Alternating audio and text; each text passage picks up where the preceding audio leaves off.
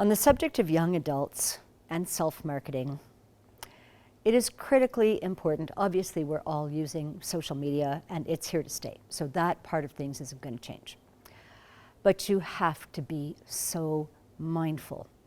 First of all, you want to really be mindful about where you're, what platforms you're actually marketing yourself on. Some are very definitely better than others, and some hold more respect than others. So that's a good indicator right there about what social media platforms to choose to participate on. Then when you do, listen, we all make mistakes, okay? We all get super excited or possibly totally depressed and let something fly on social media that we shouldn't. First of all, take it down as soon as possible. But second of all, forgive yourself, because it actually will happen. But the trick is to be really mindful about how you're presenting on social media. And please understand that employers are very definitely checking your social media. As a matter of fact, it's gotten so much so now that they will check your social media before they actually see your resume or digest your resume, okay? So, you know, you've heard that a resume, you've only got 6 seconds to get a person's attention? Okay. On social media, you've got 10 minutes. An employer will review your social media on average for 10 minutes, where they, on average, look at your resume for maybe 2 minutes.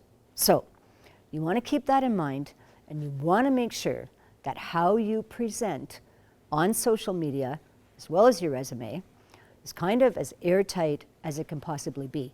And don't make the mistake of having any incongruence or differences between what's on your resume and what's on your LinkedIn profile or other social media, but particularly LinkedIn.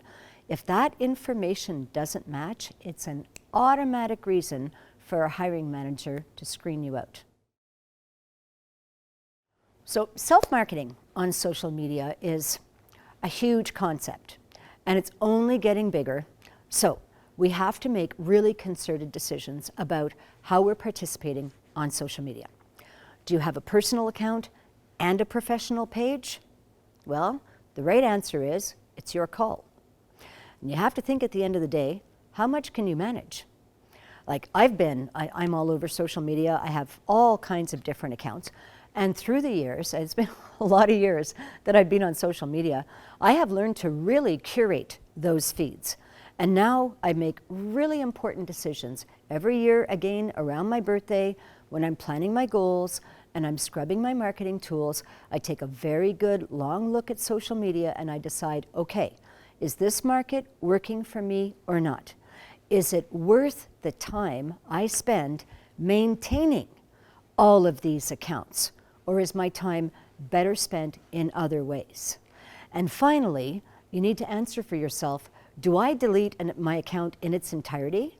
Well, again, if you go back and you listen to your instincts are going to tell you, first of all, if you're asking yourself that question in the first place, then there is an issue, okay?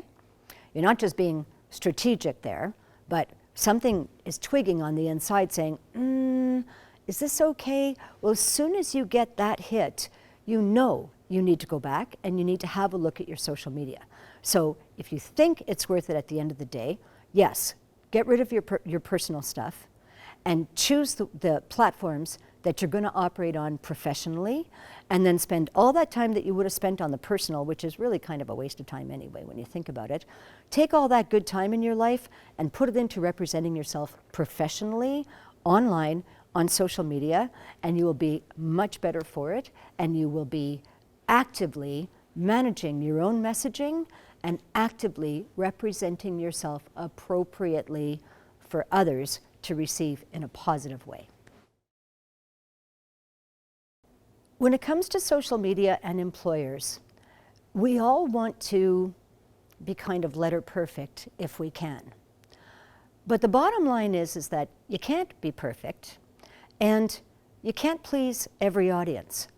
So the real answer for social media is it pleasing you? Are you comfortable with you?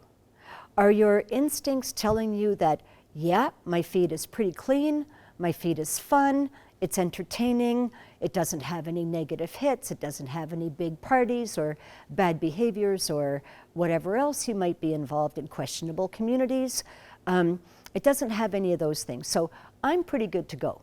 But you cannot second guess what an employer is looking for. All you can be assured of is the fact that the employer is looking. And so at the end of the day, it is your professional responsibility to curate your feeds and make sure that they are as strongly representative of you as a professional as they possibly can be. Because everybody out there, employers and family, friends, etc., they're all subject to making assumptions about you, okay? There's a reason why there's a concept called the fundamental attribution error. It's a fundamental error that people make all of the time, employers, regular humans alike, and that error is making assumptions. So if you know that about your social media out of the gate, you will train yourself to be more circumspect and more cautious with what you're putting out there so that no one can take your message and run down the field with it. So, curation for social media, trust your instincts, and stay on top of it. It's really important.